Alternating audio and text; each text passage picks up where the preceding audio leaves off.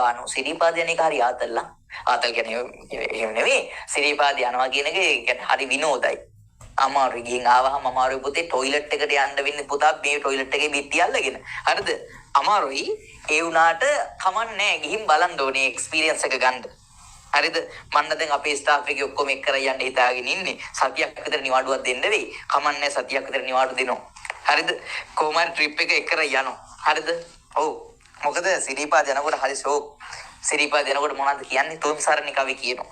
හරි මරු කියන්නේ දැන් කවුරුත් කියන්නේ නැතුව ඇති අපි නම් කියනවා. මොකද්ද? අපිත් එක්ක යන්න එනවා නම් ඔයාලත් ලෑස්ති වෙන්න ඕනේ. හරි? ඔව්.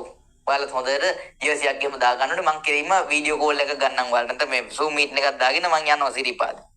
ඔයාලා ඔක්කොම තොප්පි දාගෙන ගෙදර ඉඳලා ඉන්න ඕනේ ජීවසිය දාගෙන බලාගෙන. හරි? ඔව්.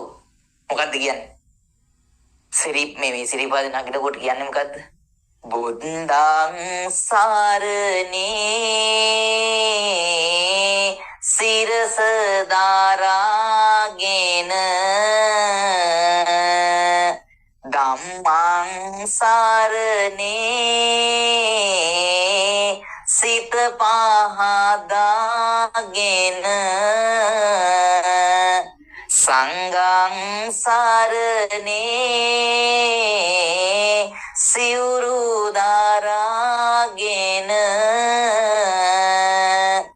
ඉඤ්ඤාණී තුන් සාර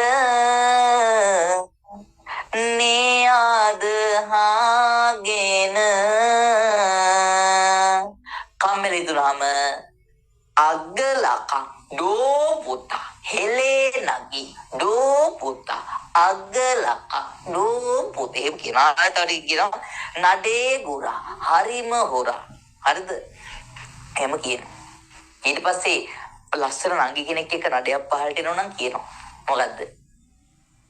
වැඳලා බහින මේ නඩේට සුමන සමන් දේවි පිහිටයි. එතකොට නංගි අහන් හිටියොත් නංගි කියනවා වඳින්ට යන මේ අයියට සුමන සමන් දේවි පිහිටයි. අනේ ඉතින් එහෙම තමයි ලව් කරන්නේ එහෙම.